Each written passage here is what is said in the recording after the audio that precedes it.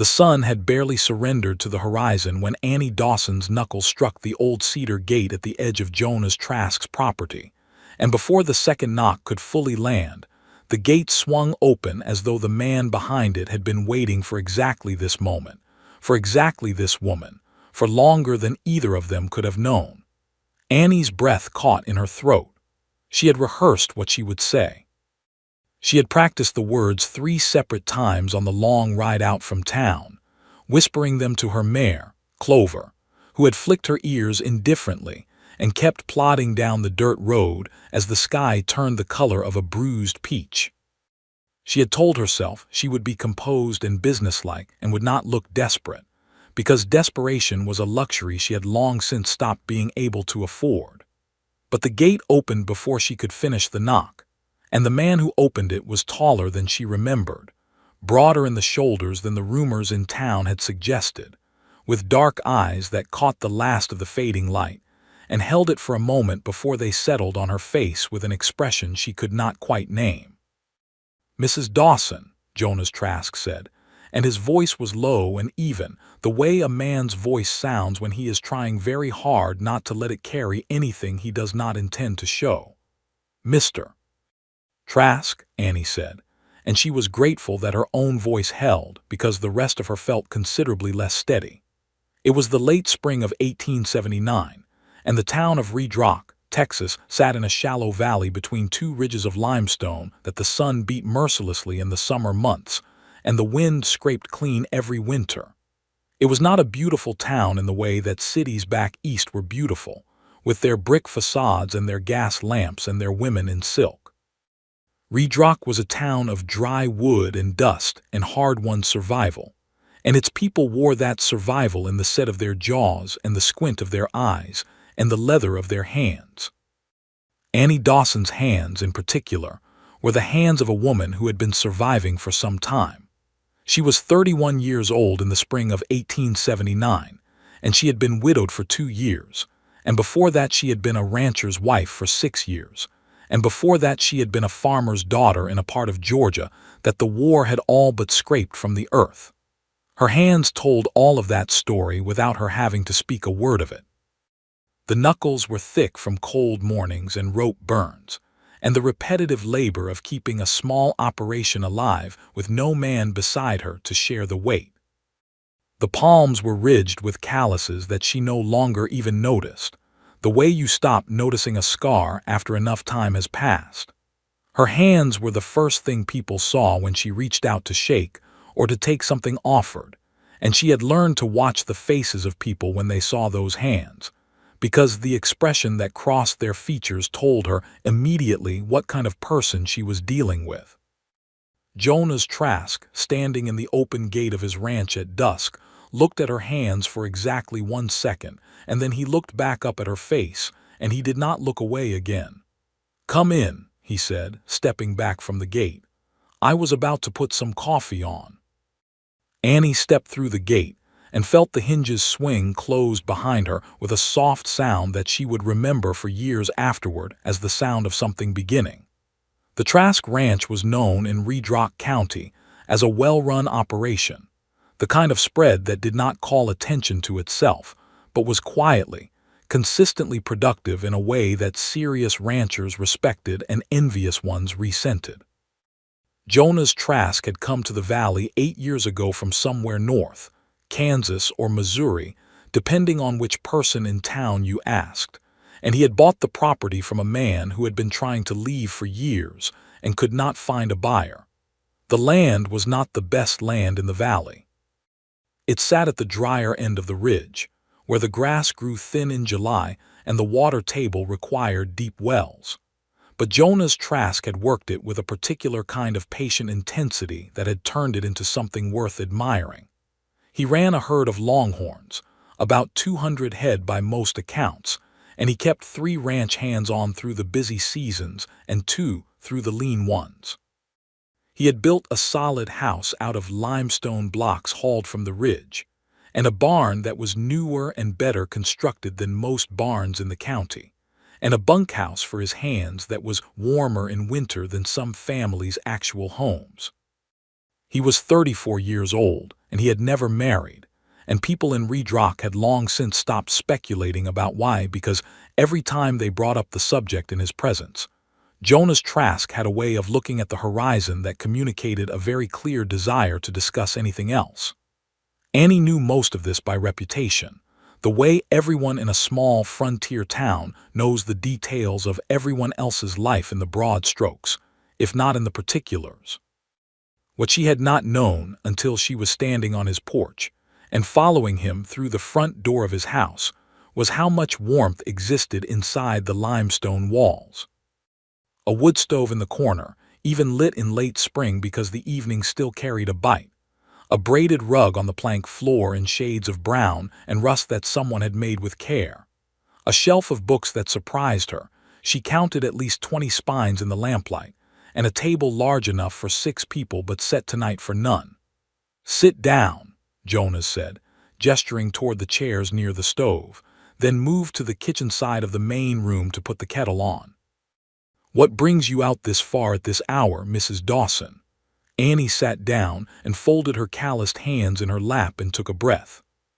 She had ridden 7 miles in the dimming light to have this conversation, and she was not going to waste it on nerves. "I need to talk to you about the Hendricks parcel," she said. Jonas did not turn around from the stove. He was quiet for a moment. Then he said, "I figured as much." The Hendricks parcel was a 40-acre stretch of grassland that sat between Annie's small property and the southern fence line of the Trask Ranch. Old Pete Hendricks had died in February without a will and without heirs that anyone could locate, and the land had been tied up in a kind of legal limbo while the county assessor's office tried to determine what to do with it. The grass on those 40 acres was good grass, the best in the valley, fed by a seasonal creek that ran reliable through October. For Annie Dawson, who was trying to run 20 head of cattle on a property that was already too small, those 40 acres could mean the difference between barely surviving and actually building something. For Jonas Trask, who already had more pasture than he strictly needed, they were a matter of convenience and expansion. Both of them had filed an intention of purchase with the assessor's office in March. Both of them had been told that a decision would be made by June. "I heard you were in town yesterday talking to Chester Malone at the assessor's office," Annie said. Jonas turned from the stove and looked at her across the room. His expression was thoughtful rather than defensive, which was the first thing about him that surprised her. "I was," he said. "I wanted to find out where things stood." "So did I," Annie said. "He told me the county was leaning toward the larger operation, which I expect means yours." "He told me something similar," Jonas said. He crossed the room and sat down in the chair across from hers, setting 2 cups of coffee on the small table between them with a steadiness of hand that she noticed because her own hands had not been steady all day. "I didn't ask him to tell me that." "I'm not accusing you of anything," Annie said. "No," he said. "But you rode 7 miles at dusk to tell me something. I'd rather hear it directly." Annie looked at him for a moment. He was looking back at her with the same even, unhurried attention, and she decided in that moment that whatever came of this conversation, at least she was talking to someone who was going to listen. "My herd is small," she said. 20 head, and 4 of those are too old to be of much use. My pasture is nearly grazed through on the east end, and the west end floods in a hard rain and takes a month to dry out. Without that additional acreage, I'm going to have to sell cattle I cannot afford to sell, or buy feed I cannot afford to buy, and either way I'm looking at losing the property by winter. Jonas was quiet for a long moment. He picked up his coffee cup and held it in both hands and looked at the wood stove. "You've been running that place alone since your husband died?" he asked. "Since before that, really," Annie said, and did not elaborate because some stories took too long to tell and this was not the time for them. "I have one hired hand, a boy named Caleb who is 17 and works hard but cannot do everything. I do the rest." Jonas looked at her hands again, not in the way that made her feel examined or pitied, but in the way of a man who understands what work is and recognizes it when it has left its mark. "What are you asking me, Mrs. Dawson?" He said, his voice quiet and direct. "I am asking you," Annie said, keeping her own voice steady and her chin level, "to withdraw your claim on the Hendricks parcel." The silence that followed was long enough that the coffee cooled slightly before either of them spoke again. Outside, a night bird was singing in the cedar brush, and somewhere in the barn, one of the horses shifted and stamped with a slow, sleepy rhythm. Jonas set down his coffee cup. "And if I don't," he said, not unkindly, "then I'll find another way," Annie said. "But I came to ask first because it seemed like the right thing to do." Jonas looked at the stove for another long moment. Then he looked at her, and something shifted in his expression. Just slightly, the way a door shifts on its hinges when the latch is drawn back but the door has not yet swung open. "I'll tell you what," he said. "Give me a few days to think on it. Not because I'm uncertain about what I want to do, but because there might be a better arrangement than either of us withdrawing, one that works for both." Annie searched his face for the kind of comfortable condescension that some men wore without even knowing it, that look of managing a lesser concern. She did not find it. What she found instead was an earnestness that sat oddly on such a contained man, like a light seen through a crack in a shutter. "All right," she said. "A few days."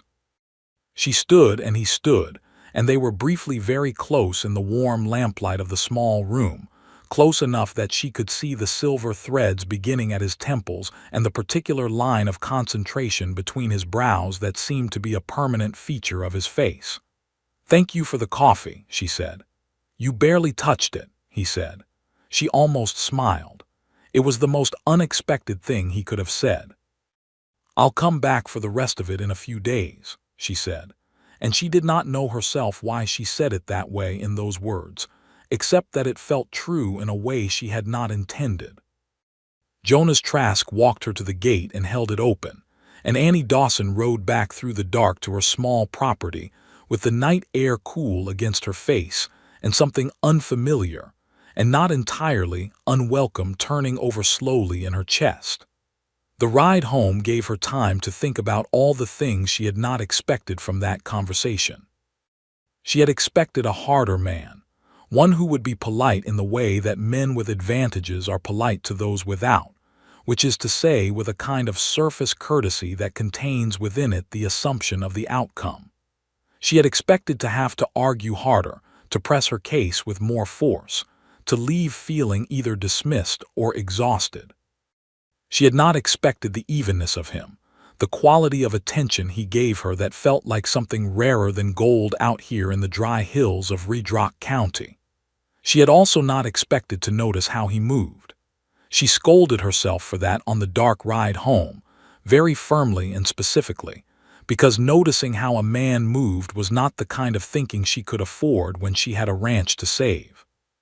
The next morning she was up before first light, the way she was every morning, pulling on her work clothes in the cold dark and going out to start the day.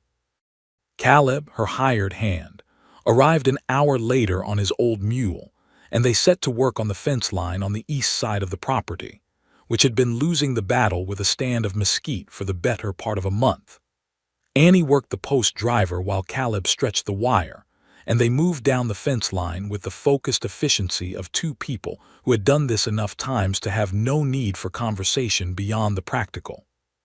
Caleb was a good young man, the son of a Mexican rancher named Santos Reyes, who had land about 3 miles south. He was steady and uncomplaining and possessed of a natural instinct for cattle work that made him worth twice what Annie could afford to pay him. She knew he would eventually be offered better wages somewhere else, probably by someone like Jonas Trask, and she did not let herself think too hard about what that day would look like when it came. "You went out to the Trask place last evening," Caleb said, not a question, because in a small town 7 miles is not far enough for anything to remain unobserved. "I did," Annie said, driving the post with 2 clean blows, and he said he'd think on it. Caleb was quiet for a moment, stretching the wire with his gloved hands. "My father says Trask is a fair man." "Your father might be right," Annie said. She meant it more than she had expected to. 2 days passed. The work of the ranch went on without pause the way ranch work always does, oblivious to the human concerns layered on top of it. The cattle needed moving to the north pasture because the south was nearly exhausted. The mare had thrown a shoe and needed to be ridden to the blacksmith in town. The windmill pump was making a grinding sound that Annie recognized as the sound of something about to fail expensively. On the third day, Jonah's Trask rode to her gate. She was in the yard splitting firewood when she heard the horse on the road, and she looked up with the axe handle still in her hands to see him coming through the morning light at an easy trot on a gray horse that moved with the smooth, level efficiency of an animal well trained and well kept. He wore his hat pulled down against the early glare and a canvas coat against the cool of the morning, and he sat in the saddle the way men who have ridden their whole lives sit, not performing it but simply being it. Annie set the axe down against the chopping block and wiped her hands on her trousers and waited for him at the fence. "Mr. Trask," she said when he drew up and stepped down from the gray horse. "I said a few days," he said. "This is 3. I wanted to be on time." She opened the gate for him and he led the horse through into the yard, and they stood there in the morning with the smell of fresh-cut wood around them and the cattle calling to each other from the north pasture. "I've been thinking," he said, looking at her with that direct, steady attention. "And I think I've got a proposal that might work better than either of us thought to try on our own." He had thought it through carefully. She could see that in the way he laid it out, not haltingly but not rehearsed either, just plainly and in order. What he proposed was a kind of partnership arrangement for the Hendricks parcel. He would file a joint claim with her at the assessor's office, arguing that the land would be better served by 2 adjoining operations sharing its use than by either single party absorbing it. They would agree in writing on access schedules, water rights, and seasonal rotation. Any income derived from the combined grazing rights would be divided in proportion to each operation's contribution. The assessors more likely to approve a joint stewardship arrangement than to pick one of us over the other when we've both got valid claims, Jonas said. And it keeps the land from sitting unproductive while they argue about it in the county office all summer. Annie listened to all of it with her arms crossed, not defensively but thoughtfully, her weight on one boot, looking at him with the same quality of attention he was giving her. "You'd have to trust me to uphold my end of it," she said. "Yes," he said simply, "and you'd have to trust me." She held his gaze for a moment. "Why are you being fair about this?" she asked. It was a blunter question than she had intended, but it was the real one. Jonas looked at her hands again, then at her face. "Because I've got enough," he said, "and it seems like maybe you don't. And splitting the land evenly between us is the right thing to do even if it wasn't my idea." There was nothing performative about how he said it. It landed quietly, like a stone dropped in still water. "All right," Annie said. "All right," he said, and there was something in his voice, the faintest possible lift, that she recognized as something a contained man allows when he is pleased and does not quite want to show it. "Let's go to the assessor's office on Friday and file the joint claim together," she said. "I can ride by and collect you at 8 in the morning," he offered. She thought for a moment. She was accustomed to riding herself everywhere. She had been riding herself everywhere for 2 years. But there was something that felt like it might be dignified rather than dependent about riding to town with a man who had been fair when he did not have to be. 8 is fine," she said. He stayed for another half hour, at her invitation and over coffee that she made properly this time, sitting at her kitchen table and looking over the land while she showed him on a rough map where her fence lines ran and where the east pasture had been degrading. He made a couple of observations about the mesquite that were practical and informed, and she told him about the windmill pump, and he said he knew the part that would need replacing and had one in his barn if she wanted it. And she said she would pay him for it, and he said they could settle it later, and she said they would settle it now and name a price. And he almost smiled for the first time and named a price, and she accepted it. When he left, riding the gray horse back down the road through the morning light, Annie stood at her gate and watched him until the cedars took him, and then she turned back to the yard and stood very still for a moment before going back to the firewood. Something had shifted. She was not sure yet what it meant, or whether she wanted it to mean anything, but she was honest enough with herself to know that it had shifted. Friday came. Jonas arrived at 8 o'clock precisely on the gray horse, and he had saddled a second horse, a calm bay mare, and was leading it because he had noticed that Annie's mare had thrown a shoe earlier in the week, and he did not know if she had gotten it fixed. She had not gotten it fixed, because the blacksmith in town had a 3-day wait, and this was day 2. She looked at the bay mare and then at him, and he said nothing, and she said nothing, and she took the bay mare's reins and mounted, and they rode the 7 miles into Redrock together through the warming morning. It was the first time she had ridden to town with anyone in a long time, and she had forgotten how different it felt. Not the riding itself, but the presence beside you, the sound of another horse breathing and another person's weight moving in the saddle, the way the miles went differently when there was someone to go them with. They did not talk excessively, but they talked. She asked him about the north range of his property, which she had heard was good winter grazing.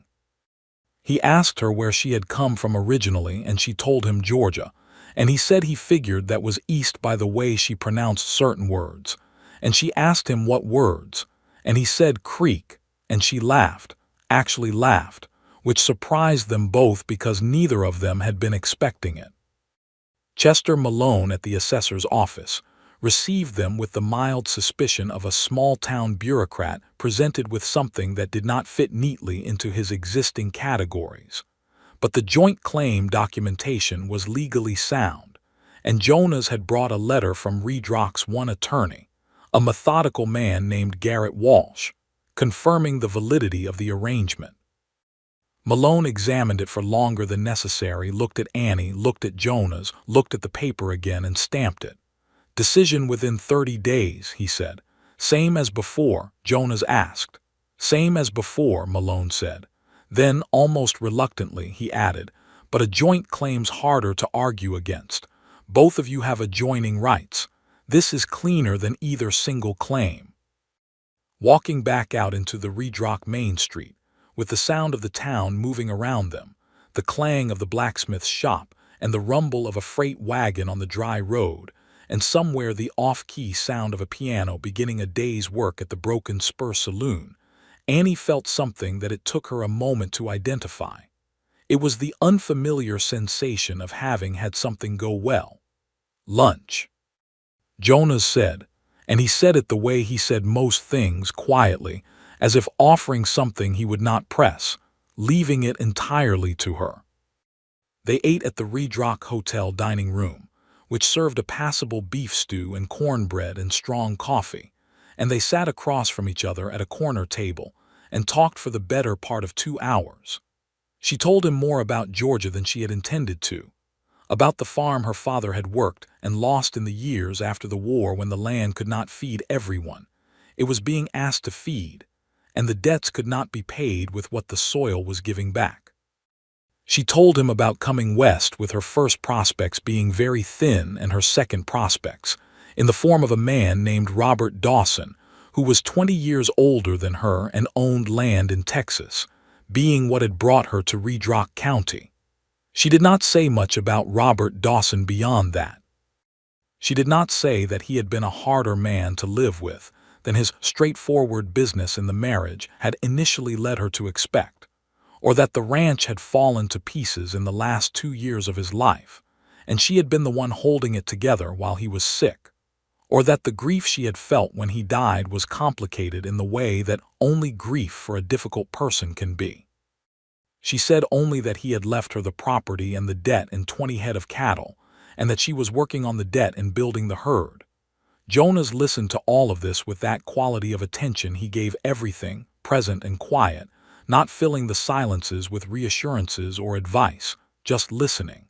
When she was done, he said, "You've been building something serious out there," and the simplicity of it, its directness, did something unexpected to her composure. She looked down at her coffee cup for a moment. "I'm trying," she said. "It looks like more than trying from where I'm sitting," he said. She looked up at him, and he was looking at her steadily, and the afternoon light was coming through the hotel window, and laying itself across the table between them. And Annie Dawson, who had not let herself need anyone in a very long time, felt the specific and alarming sensation of wanting to be known. She asked about him then, partly to redirect the conversation, and partly because she genuinely wanted to know. He told her about Missouri, where he had grown up on a cattle operation run by his father, a man he described in few words but with evident respect. He told her he had come to Texas because the land in Missouri was already spoken for in every direction, and he had wanted something that was his own making, not inherited. He had chosen the dry end of the Radrock Valley because it was cheaper, and because he had a theory about managing thin grassland that he had wanted to prove out. "Did you prove it?" she asked. "Mostly," he said. "The first 2 years were difficult. The third year I lost 20 animals to a drought that I had not planned well enough for. The fourth year I planned better and lost none. And now," she said, "now I know this land," he said. "I know what it can do and what it can't, and I try not to ask it for more than that." She thought about that. It seemed like a philosophy that applied to more than ranching.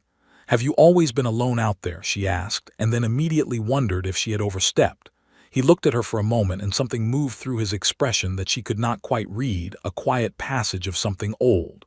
"There was a woman once," he said, "a long time ago before I came to Texas. She went back east. She didn't care for the kind of life I was building." "I'm sorry," Annie said. "It was the right thing for her," Jonas said. "And I think the right thing for me in retrospect, though it took me some time to see it that way." He said it without bitterness, which was the part that struck her. A man who had been left and was not bitter about it was either a very forgiving person or a very honest one about the situation, and she had a feeling it was both. They rode back in the late afternoon, and the light was golden and long across the hills, the way the Texas light gets in late spring when the world remembers briefly how beautiful it can be before the summer arrives and burns everything back. They rode side by side on the road between the ridges, and the conversation had settled into a comfortable quiet that was not uncomfortable at all. At her gate he stepped down and opened it for her, and she rode through and dismounted and handed him back the reins of the bay mare. "Thank you for the loan of her," Annie said. "Any time," Jonas said, and then after a beat, "I mean that, not just as a politeness." She looked at him across the bay mare's neck. "I know," she said. "I'll get that pump part to you this week," he said. "I'll have the payment ready," she said. "There's no rush on the payment," he said. "There is for me," she said. He accepted that without argument, which she appreciated more than she could have explained. He mounted the gray horse and led the bay away down the road, and Annie stood at her gate and watched him go. That night she sat at her kitchen table with the lamp burning low and a ledger open in front of her that she was not really reading, and she thought about the way the afternoon light had looked coming through the hotel window, and about the way he said things, and about how there was a great deal of danger in beginning to look forward to seeing a person. She was also, she acknowledged to herself with the stripped-down honesty of someone who has been alone long enough to stop deceiving herself about her own interior landscape, 31 years old and not interested in spending the rest of her life at a distance from all human warmth. That was a different thing from being reckless.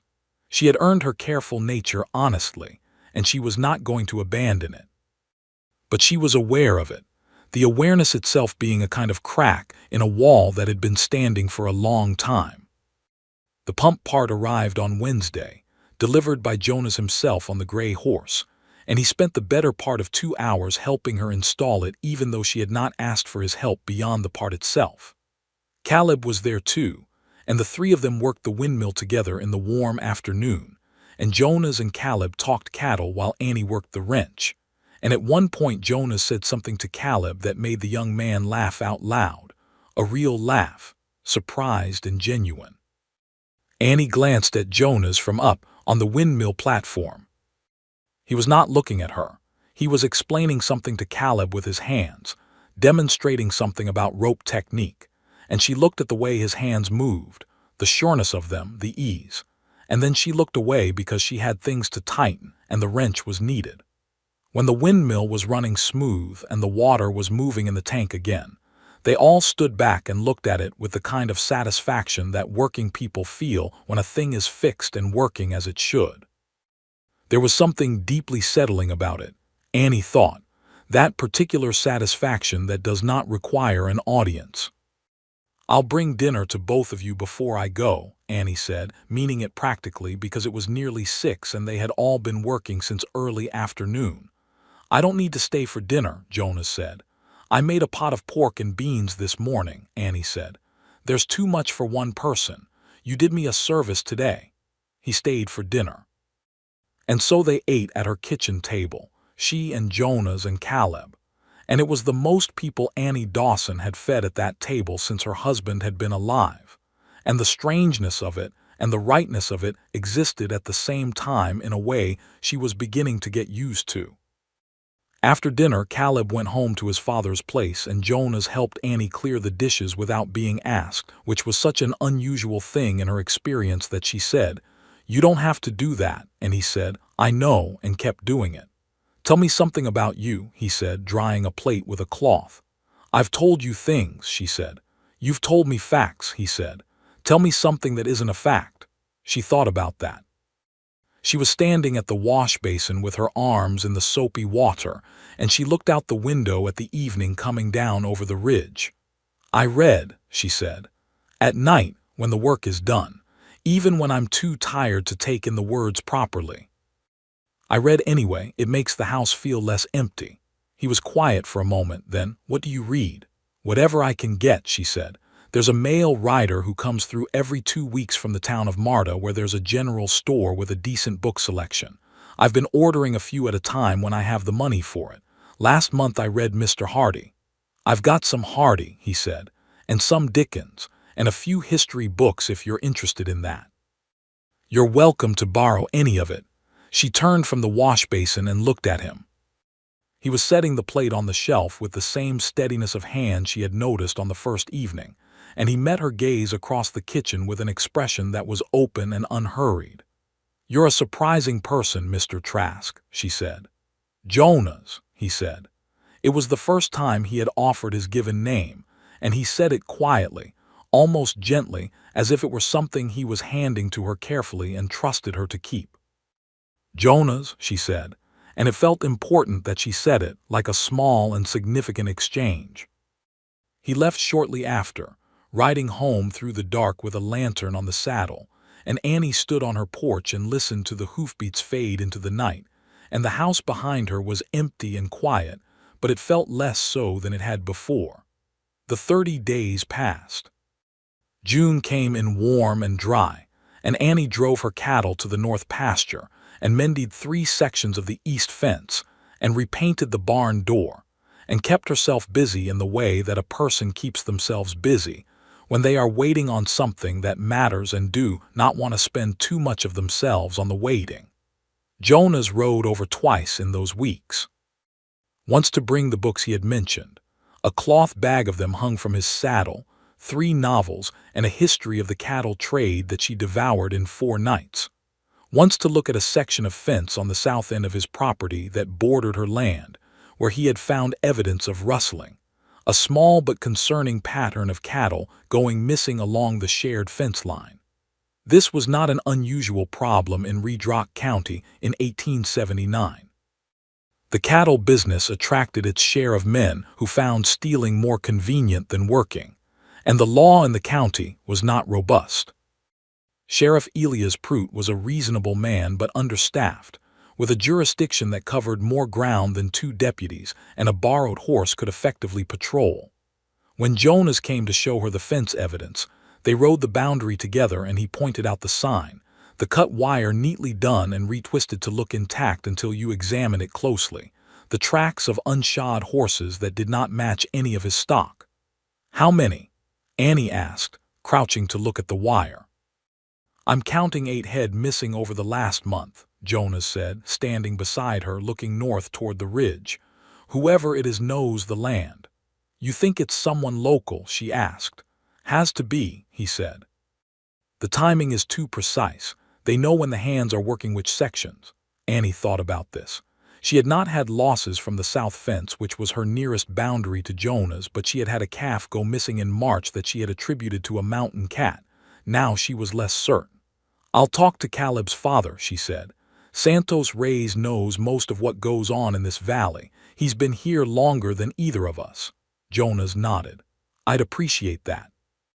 "I'm going to talk to Sheriff Prout, but I'd rather have more information first." Santos Reyes was a compact, weathered man in his late 50s who had ranched this valley since before the war and had managed to hold his land through changes that had taken many of his neighbors off theirs.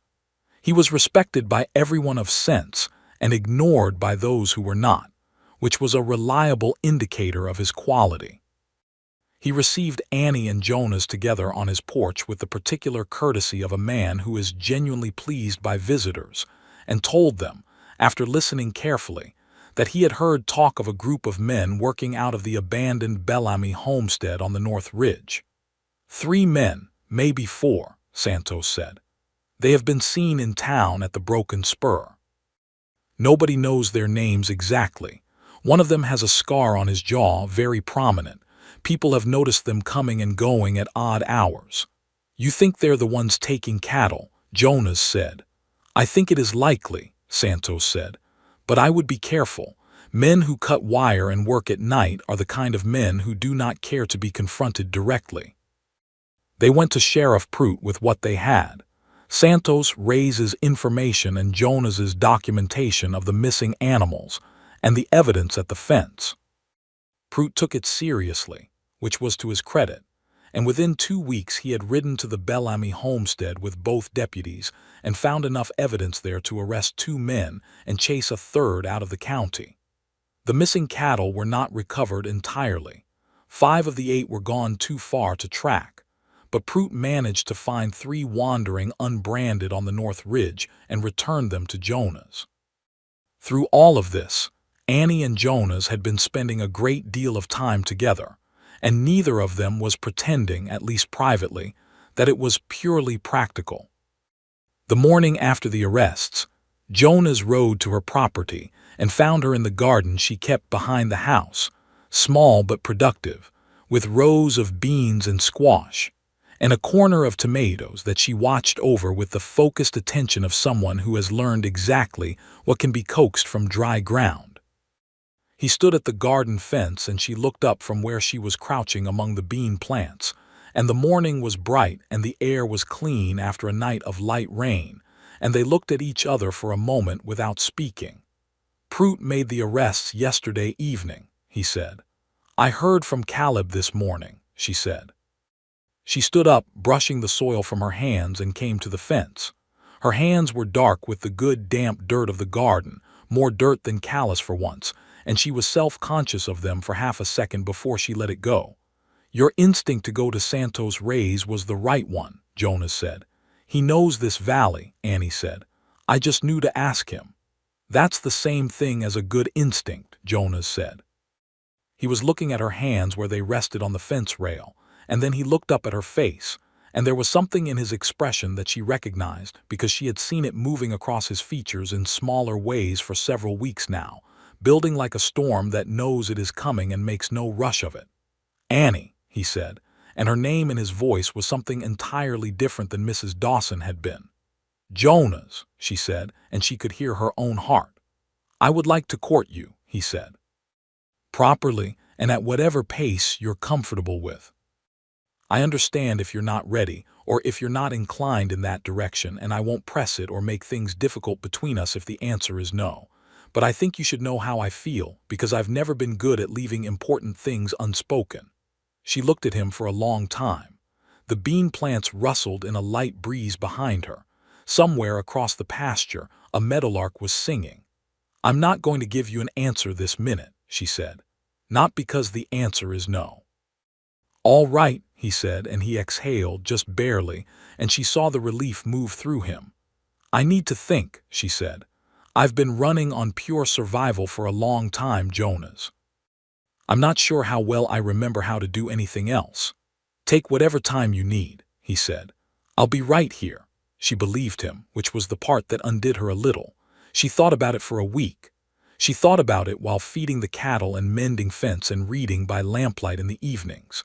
She thought about it on the long ride into town on a Thursday to pick up supplies, the road winding between the ridges with the summer light burning hard and the dust rising from the dry ground.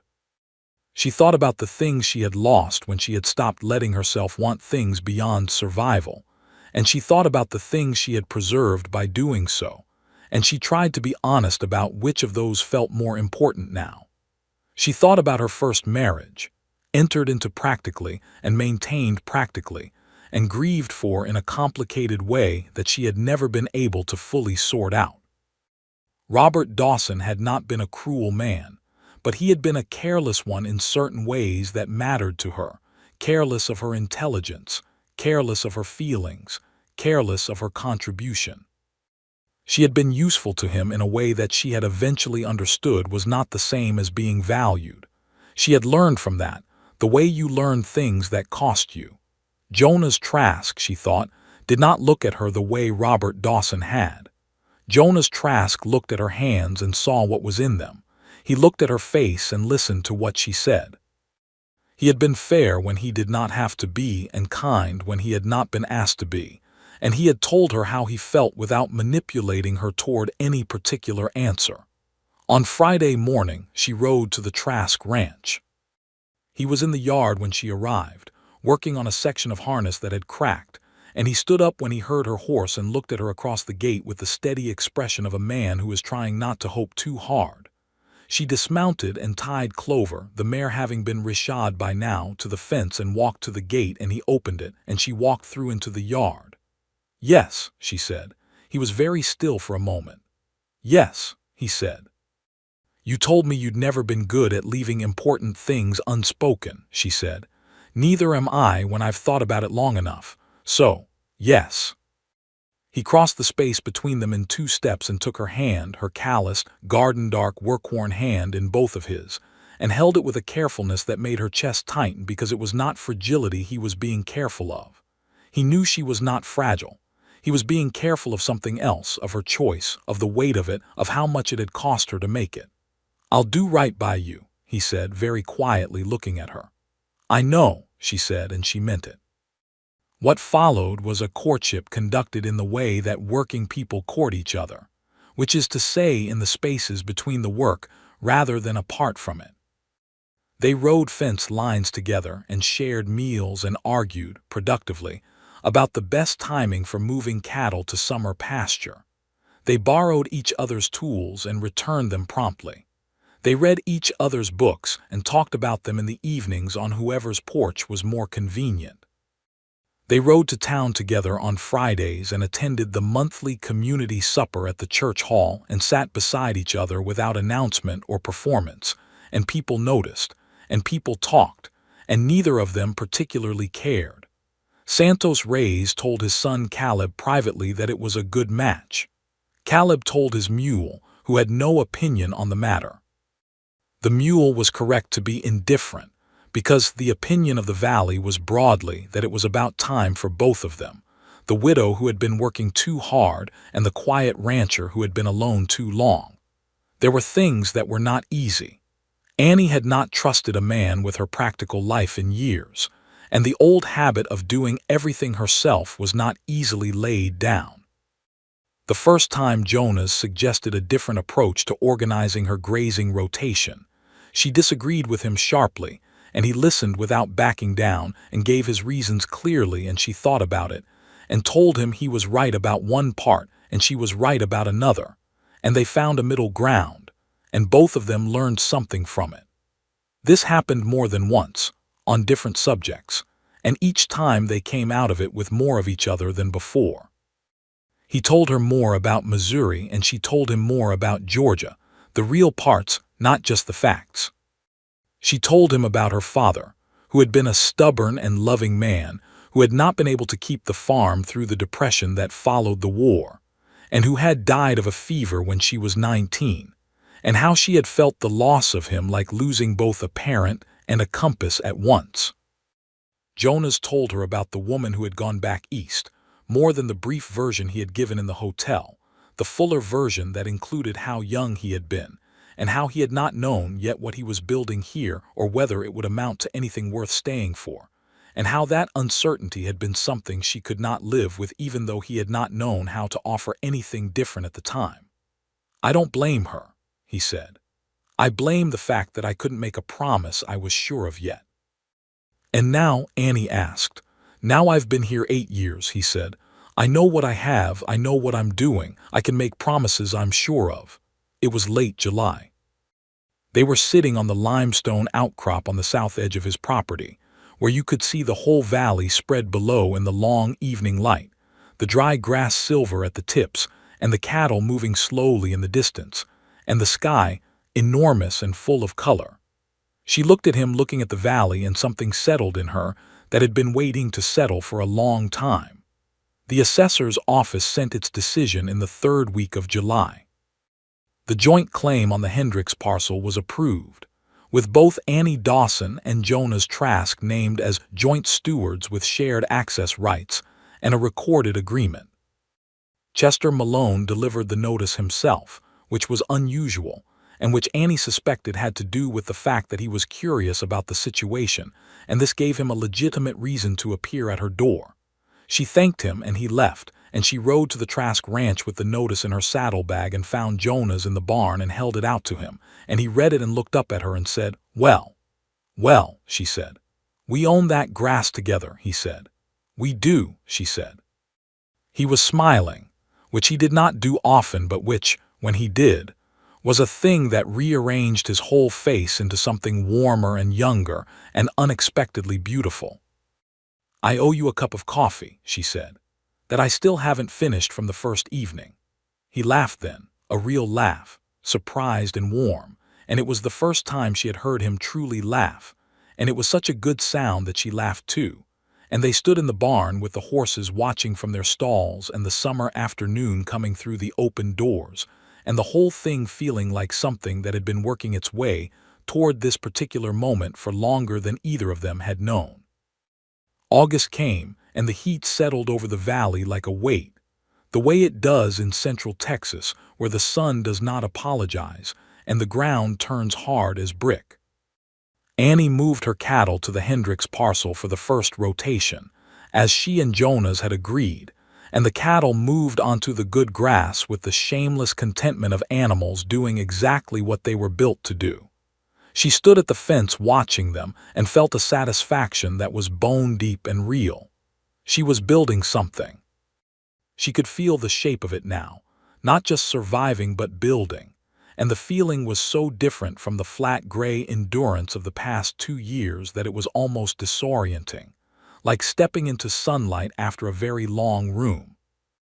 Jonas proposed to her on a Tuesday in late August, which she had not expected because people generally proposed on Sundays or at special occasions, not on a working day in the heat of summer with both of them smelling of horses and sweat and honest labor. They had been fixing the shared fence on the Hendricks parcel boundary, working from opposite sides of the wire, and the work was done and they were standing with their tools in the long late afternoon heat, and Jonas set down his fencing pliers and looked at her across the top strand of wire and said, "Annie, I want to marry you." She looked at him. He was dusty and sun-dark and entirely serious. "I know we haven't been at this long," he said, "and I know you've been building something that's yours, and I'm not trying to take it from you or absorb it into mine. I want to build something together. Whatever that looks like, we can figure it out, but I want you to know that's what I want if you're willing." She set down her own pliers. She thought about the ledger on her kitchen table and the debt she was working down, and the 20 head of cattle and the good grass of the Hendricks parcel, and the house that was still quiet in the evenings even with the books and the lamp. And she thought about the man standing across the fence wire from her in the evening heat, who had been fair and steady and honest with her from the first moment, and who laughed only sometimes, but when he laughed it was real, and who held her hand like it was something worth holding. "I'm willing," she said. He came around the fence and kissed her, and it was the first time, and it tasted like summer heat and was careful and warm and exactly right. And somewhere behind them a hawk called once, and the cattle moved in the grass and the world went on in the best possible way, quietly and without ceremony, just the two of them in the big Texas afternoon beginning. They were married in September of 1879, in the church at Rock on a Saturday morning when the heat had begun to ease, and the air carried the first suggestion of fall. It was not an elaborate wedding, because neither of them was interested in elaborate. Annie wore a dress she had made herself from fabric ordered on the male rider's route, a deep blue that suited her, and she carried a small bunch of dried wildflowers that she had gathered from the ridge herself, because that seemed more honest than purchased flowers. Jonas wore his best clothes and his hat, which he removed inside the church, and held in his hands throughout the service with a seriousness that the minister seemed to find moving. Santos Reyes was there with his wife, a small cheerful woman named Lucia who wept openly and without embarrassment and held Caleb's arm while he stood very straight and tried to look composed and failed somewhat. Several neighbors attended, people from the valley who respected both of them, and the sheriff came, and Garrett Walsh, the attorney who had written the joint claim letter, came, and altogether it was a church half full of people who were genuinely glad for the occasion rather than a church full of people who were there because it was expected. The minister read what he read and asked what he asked, and Jonas said his part in a low, clear voice without hesitation, looking at Annie throughout, and Annie said hers looking back at him, and then it was done, and they walked out of the church into the September morning as husband and wife, and the valley was all around them, dry and enormous and full of possibility. There was a supper afterward at the church hall, organized by Lucia Reyes and several other women from the community, who took the occasion of a wedding seriously as an event requiring proper food. And there was a great deal of food, and a fiddle player, who was better than you might expect, and a general atmosphere of goodwill that made the evening feel lighter than the ordinary weight of things.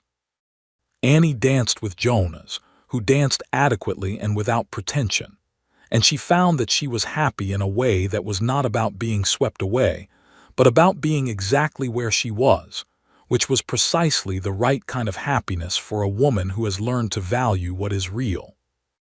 They settled into life together with the pragmatic grace of two people who are good at working, and have now simply expanded the scope of what they are working on together.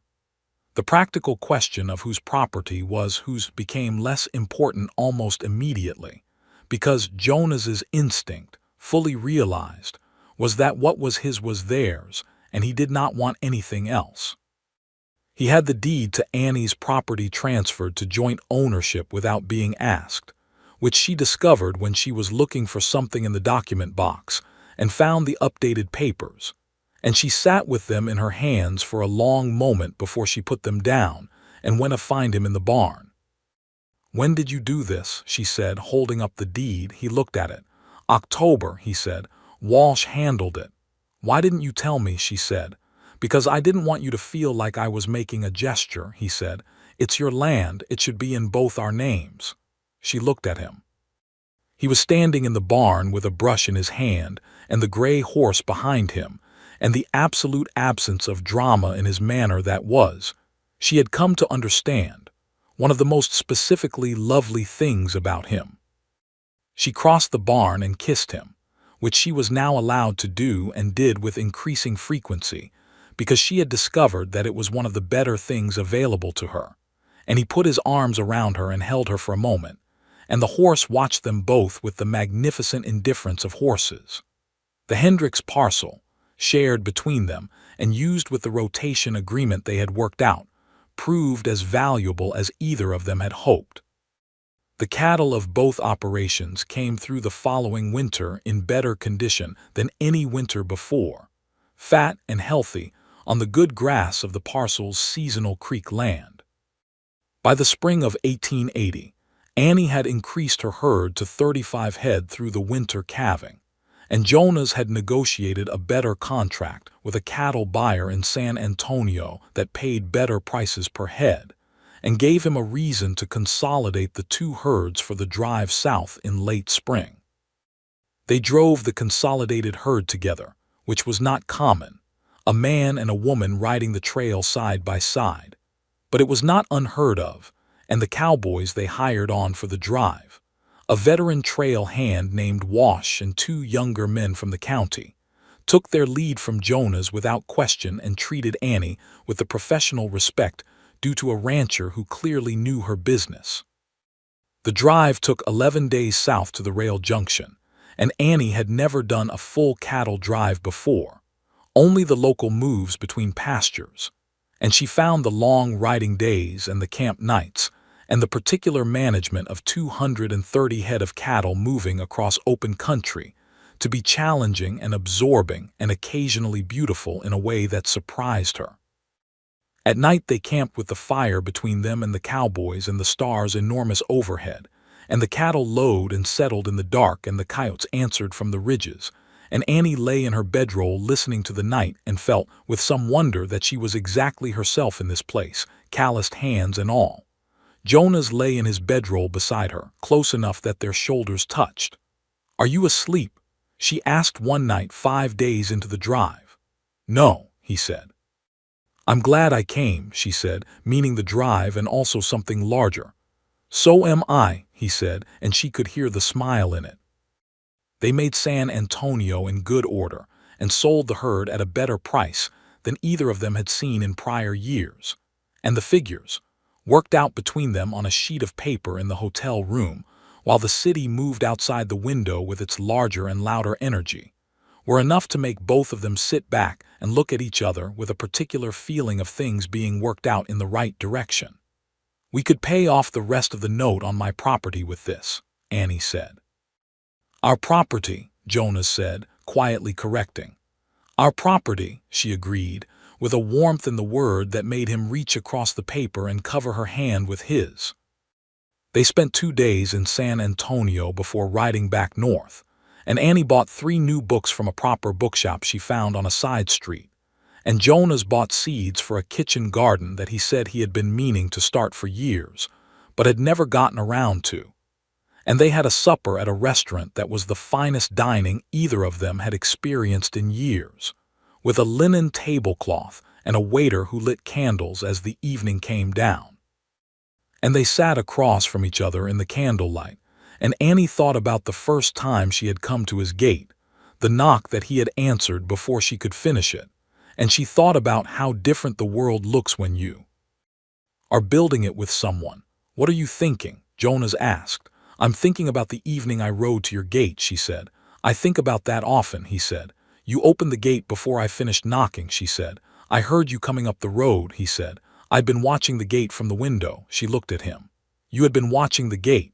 "I had been watching the gate," he said with a quietness that was not embarrassment but honesty. "I saw you ride up in the dusk. I recognized you from town." "I had always noticed you in town." "Jonas," she said. "It's true," he said. "I thought about walking over to you a dozen times in town and could never figure out what I would say that wouldn't be intrusive. And then you came to my gate, and I thought, at the very least I can open it." She looked at him in the candlelight of the San Antonio restaurant, this steady, honest, quietly attentive man, and felt the full arc of how they had come to be sitting here, from the Dusk gate and the 2 half-drunk cups of coffee, through the legal machinations and the fence line and the rustlers and the fiddle at the church, to here, with linen and candles and 2 years of something real between them. "I'm glad you opened it," she said. "So am I," he said. "Every day." They rode back to Redrock with their pockets squared up and their plans laid and the fall coming in over the hills, and the valley was cool and golden when they arrived, and everything about coming home was right. Caleb Reyes, who had been minding both properties in their absence with the help of the 2 regular hands, met them at the gate of the consolidated ranch with the news that 2 of Annie's older cows had calved in their absence, which was unexpected but welcome, and that the windmill pump was singing again. "Same part as before?" Jonas asked. "Different part," Caleb said. "I replaced it. I found the spare in the barn." Jonas looked at Annie. Annie looked at Jonas. "That boy is worth 3 ranch hands," she said. "I know," Jonas said. We should talk to him about a proper salary. They talked to him about a proper salary, and Caleb accepted it with the dignity of a young man who is not going to act as though he deserves less than he does. And Santos Reyes, when he heard about it from his son, came to the ranch the following Sunday specifically to shake Jonas Trask's hand and tell him he was glad his son was working for a decent person. "Your wife, she is a good woman," Santos said to Jonas, with Lucia beside him nodding with great emphasis. "The best I know," Jonas said, and he said it in front of Annie, who was standing right there and did not look away from her when he said it. Lucia Reyes wept, because she wept at things that were good, and this was a good thing. In the spring of 1881, Annie told Jonas she was expecting a child. She told him in the evening on the porch of the house, which they had been adding to slowly, a room here and a room there, so that what had been a solid if modest limestone structure was becoming something with more space and more light. They were sitting in the chairs that had been moved to the porch because the spring evenings were too fine to spend inside, and the valley was settling into the lavender dark below the ridge, and she said it plainly because she had learned that with this particular man plainness was always received better than performance. He was quiet for a long moment, looking at the darkening valley. "Annie," he said. "I know," she said. "Are you all right?" he said, turning to look at her. "I'm well," she said. "I'm strong. Don't start worrying at me the way a hen worries at a fence." He almost smiled. "I'm going to worry," he said. "I'll try to do it quietly. That's all I ask," she said. He reached over and took her hand from the arm of the chair and held it, the way he had held it the first time outside the garden fence, with that same careful respect that was not about her fragility but about what she had given him. "A child," he said quietly, as if he was learning the word for the first time. "A child," she confirmed. He was silent for a while, and she let the silence be what it was, which was a man processing something that was large and good and a little frightening in the best possible way. "I have been thinking," he said eventually, "about the north room, the one we added last fall. I think it would make a good room for a child if we put in a second window." "It would," she said. "I'll start on the window next week," he said. "Good," she said. He brought her hand up and pressed his lips against her knuckles, against the calloused rough terrain of her palm, and held it there for a moment with his eyes closed, and it was one of the most deliberate and tender things Annie Dawson had ever seen a person do, and she sat in the spring evening with the valley darkening below them and felt something complete in her chest that she could not name and did not need to. The pregnancy was not easy in the summer months, because no pregnancy in Central Texas in the summer months was easy.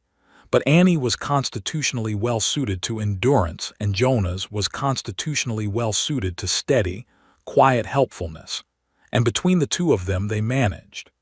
He took over the heaviest physical work without announcement or commentary, and she let him, which was its own kind of growth. She kept working the lighter tasks and managing the accounts and overseeing the rotation schedule, and doing the 100 things that did not require lifting fence posts, because the ranch did not pause for anything as personal as a pregnancy, and she would not have wanted it to. Caleb Reyes's younger sister Maria came to help in the house through the 3rd trimester, a bright and capable girl of 20 who had her father's steadiness and her mother's warmth, and Annie was grateful for the company and the help in ways she managed to express without making a great show of needing them. The child was born in December of 1881, on a night cold enough to freeze the stock trough, which Jonas was annoyed about because he had to go break the ice at midnight before the situation inside the house was resolved. He came back from the stock trough to find that the midwife, a competent woman named Mrs. Ada Holt from town, had everything well in hand, and Annie was tired but fine, and the child was a boy. A boy. Jonas stood in the doorway of the north room with the new window he had put in looking out on the cold dark, and he looked at the child in Annie's arms and did not say anything for a long time because the situation seemed to have temporarily exceeded his vocabulary. "He looks like you," Annie said. "Same line between the brows." Jonas crossed the room and sat on the edge of the bed and looked at the baby with that focused, unhurried attention he gave to everything that mattered. "He does not look like anyone yet," he said. "He looks like a very small person who is very put out about something. That's because it's December and cold and he just arrived in the world," Annie said. "Give him time." Jonas reached out and put one finger in the baby's fist, and the baby's fist closed around it with the blind grip of newborns that is not choice but is still absolute. And Jonas looked at that tiny grip on his workrough finger, and something moved through his face that was larger than expression, something that did not have a name and did not need one. "What do we call him?" Jonas asked. They had discussed names but not decided. Annie had been reluctant to decide before the child was present, which she had not been able to explain logically but which Jonas had accepted without requiring an explanation. "Samuel," Annie said. She had been thinking about her father in the last weeks. "Samuel James Trask." "Samuel," Jonas said, trying it. The baby tightened his grip on Jonas's finger. "Samuel it is," Jonas said. They raised Samuel Trask in the limestone house in the valley between the ridges, and he grew with the focused curiosity of a child who has been around working adults his whole life and has absorbed the lesson that attention and effort are how you learn what things are. By the time he was 3, he was following his father and Caleb around the ranch with the absolute seriousness of a small person who considers himself to be contributing, and Jonas treated this seriously, giving him small real tasks and explaining things rather than dismissing the questions. Annie watched this with the deep and specific satisfaction of seeing the man she had chosen being exactly the man she had chosen, day after day, in the ordinary repetitions of a life. In the spring of 1883, the county land office formally processed the final consolidation of the Dawson Trask holdings, with the Hendricks parcel included, and the official record of the Trask Ranch now showed a property of considerable scope, well-managed and debt-free, and running a herd that Redrock County's cattle buyers had come to consider one of the more reliable sources in the region. Annie's calluses had, if anything, deepened. She would not have traded them. They were the record of everything she had built, first alone and then not alone, and she had come to feel about them the way you feel about any honest account, accurate and worth keeping. That spring she found she was expecting again. She told Jonas on the porch in the evening, the same porch where she had told him about Samuel, because it seemed right to have that consistency. He received the news this time differently than the first, not with the long silence of a man processing something unprecedented, but with a quieter and warmer response, more certain, more practiced in the particular joy of it. "When?" he asked. "November, I think," she said. "Better than December," he said, thinking of the frozen stock trough. "Marginally," she agreed. "Are you well?" he asked. "Strong as a fence post," she said. "You've always been stronger than any fence post on this property," he said. She looked at him. He was watching the valley in the evening light, and his face was the face of a man who is exactly where he is supposed to be.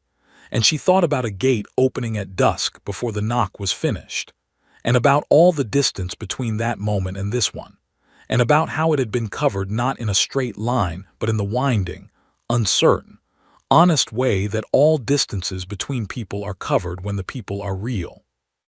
The second child was a girl, born in November of 1883 as predicted, smaller and louder than Samuel had been, with her mother's dark eyes and her father's determined expression, and a personality that announced itself immediately and comprehensively.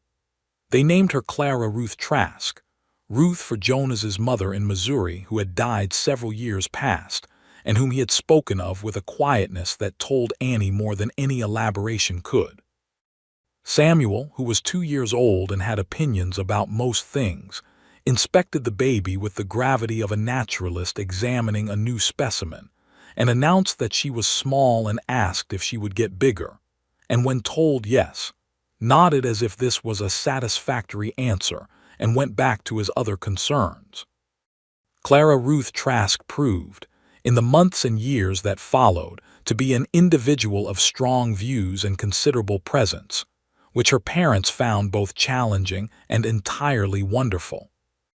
She walked early and talked early and had opinions about the cattle rotation by the time she was 4, which she expressed to Caleb Rays with such earnest specificity that Caleb began, with careful seriousness, to explain why the rotation was organized as it was, which sent Clara into a period of deep contemplation and occasional revision of her opinions, which was the best possible outcome. Jonas watched his daughter argue cattle management with a seasoned ranch hand, and felt something that he recognized as the same thing he had felt watching Annie in the early days of their acquaintance, the specific pleasure of seeing a person be exactly who they are, without apology or diminishment.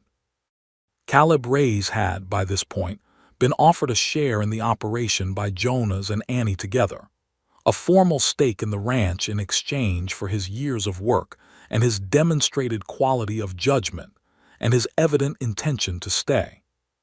His father Santos had retired from active ranching and passed his own land to Caleb, who managed both the Rays property and his share of the Trask operation with the quiet competence of a man who has been preparing for responsibility his whole life without knowing he was doing it. By 1885, Redrock County had changed in the ways that frontier counties change in that era. The railroad had pushed closer, a spur line from San Antonio reaching the town of Marta 15 miles south, which transformed the economics of cattle selling significantly. The cattle drive to the San Antonio rail junction that Jonas and Annie had made in 1880 became a shorter and simpler proposition, a 2-day drive to Marta rather than 11 days to the city, and the prices per head were better because the market was larger and the logistical costs had dropped.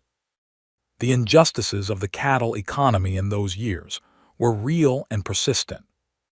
Small operations like Annie's original spread were regularly at a disadvantage against the larger consolidated ranches that could command better prices and absorb bad years without going under. Mexican ranchers like Santos Rays and his son Caleb operated in a legal landscape that was not designed with them in mind, land rights that were older than the county but routinely challenged by newcomers with lawyers. And Annie and Jonas had both seen enough of this to know which side of it they stood on. When a dispute arose over the southern boundary of the Rays' land in 1885, brought by a land speculator from Austin, who had filed a competing claim based on a surveyor's error that was convenient for his purposes, it was Jonas who went to Garrett Walsh and Annie, who organized the documentation of the original Rays grant, and together with Walsh, they made a case before the county land board that prevailed entirely.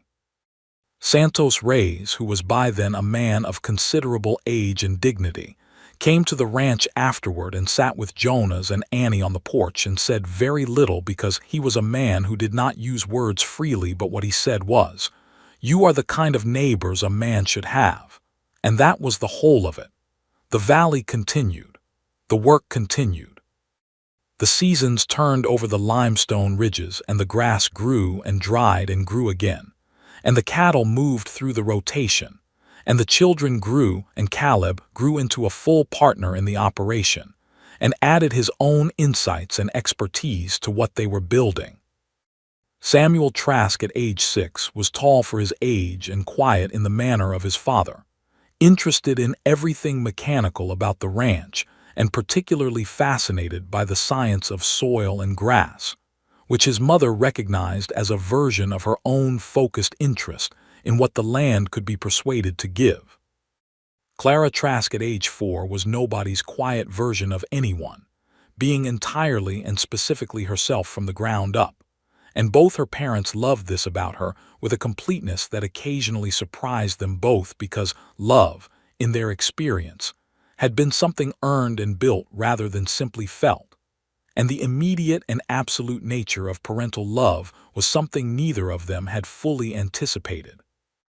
In the summer of 1886, 7 years after Annie Dawson had knocked on Jonas Trask's gate at Dusk, and had the gate opened before her hand could finish the motion, They sat together on the porch of the limestone house that had been added to 4 times now, and was large enough for all the life it contained. The evening was warm and the valley was gold below them, and the cattle were dark shapes moving on the good grass. Samuel was inside with the lamp and a book that his mother had ordered for him on the mail rider's route, because the mail rider's route through Marta now connected to a broader postal network, and the books came more easily than they once had. Clara was asleep, having exhausted herself during the day with a campaign to teach one of the younger calves a lesson about staying near the fence that had consumed her entirely, and resolved itself with more entertainment for the watching adults than instruction for the calf. Annie had a cup of coffee in her calloused hands, and Jonas was beside her watching the valley, and the evening was quiet and full at the same time. "I was thinking today," Annie said, "about the first evening I came here." "I think about that often," Jonas said. "I know you do," she said. "You've told me." "It bears thinking about repeatedly," he said. She smiled at the valley. "I was so certain I would have to fight hard for the conversation," she said. "I rehearsed it the whole ride over." "You were prepared," he said. "I respected that." "You didn't give me the chance to use any of it," she said. "You opened the gate before I could finish knocking." "I had been watching the road," he said, as he had told her in San Antonio at the restaurant with the candles. "I know," she said. "I still think about that." He looked at her. The evening light was on her face, and her hands around the coffee cup were the hands he knew completely now, the specific geography of them, every callus and mark, and he thought as he sometimes did about the first time he had seen them, resting on the fence rail in the lamplight of the gate with the dusk behind her. "I'm glad I watched the road," he said. "Jonas," she said. "Annie," he said. She leaned her head against his shoulder, and he put his arm around her, and they sat on the porch of the house they had built together, and watched the evening come down over their valley, over the cattle on the good grass and the children inside, and the life they had made from a knocked gate, and a cup of coffee, and the stubborn, patient, honest work of 2 people who had finally stopped being alone. Inside the house, Samuel Trask read by lamplight and turned a page with the careful precision of someone who understood that books were worth treating well. Outside in the pen, Clara's calf stood near the fence and waited for morning. In the south pasture, on the Hendricks parcel that had started everything, the grass grew in the summer dark, and the creek ran its seasonal course, and the land gave what it had always been able to give, which was enough, and more than enough, when it was worked by hands that knew it and respected it. Jonas pressed a kiss to the top of Annie's head, and she closed her eyes, and the valley held them in the enormous Texas evening, and everything was settled and right and real, and there was nowhere else in the world either of them would have been.